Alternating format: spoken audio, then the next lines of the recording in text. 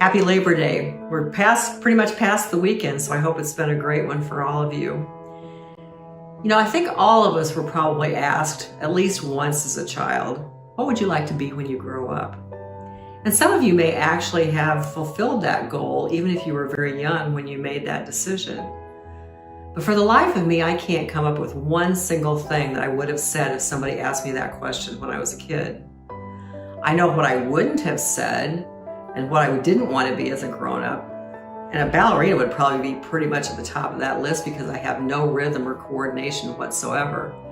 And also anything that would be working with numbers or math or money, that would be off the table too. So that threw banking and accounting out the window as well. Well, God's hand definitely guided me as I entered adulthood and beyond, because other than going to college, I had no hard and fast plans with what I wanted to do with my life. When I started college, my college roommate was certain that she wanted to be a teacher. That was her goal. That was what she was going to do. I had family members that had been teachers along the way, so I thought, what the heck, I'll give that a try too. 4 years later, I was standing at the front of a classroom facing 20 or more fifth graders, and I loved that career while I was part of it for 10 years, the 10 years that I spent teaching. And deep down, I hoped that I would get married sometime and have a family. And I have been totally blessed with a great husband, 3 wonderful kids, and 6 and soon to be 7 grandchildren that are amazing as well. But for the most part, my life took twists and turns that were not initiated so much by my planning and decision making as God preparing me for whatever He had in store next for me. There's an author by the name of William Arthur Ward, who's been quoted as saying, God gave you a gift of 86,400 seconds today. Have you used one of those to say thank you? Reflecting on all the times that God put me in the right place at the right time, or protected me in situations that could have ended very badly, I know I've not been faithful in thanking Him as I should have. And honestly, if I truly thanked Him as He deserved, I'd be thanking Him every moment of every day. If we really put our heart and mind to it, there's nothing that we have, no experience that we've been through, that God hasn't already been there.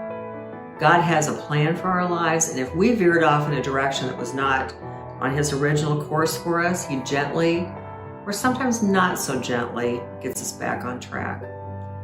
Naturally, in order for this to happen, we have to be in a relationship with Him and connected to Him as much as we possibly can, and depend on Him through thick and thin. And in all things, be thankful for His guidance, His direction, and His love, seeing us through the plans that we make for our lives and the ways in which He can make them so much better. There's a lot of people that have gratitude journals, and they write glowing words about the many blessings they find in each day. And those are wonderful. They're all well and good. But unless you acknowledge the source of those blessings, it would seem like they could just be attributed to coincidence or good luck or something random, rather than guided by the hand of God our Father. So I'd ask you to give it a try. Out of the 86,400 seconds that you've been given today, and each day, make time to thank the God who blessed you with each of those precious seconds. Psalm 79:13 says, "But we, your people, the sheep of your pasture, will give thanks to you forever. From generation to generation, we will recount your praise." Give some idea to giving some thanks to God for those seconds that you have. Have a great rest of your weekend. Bye.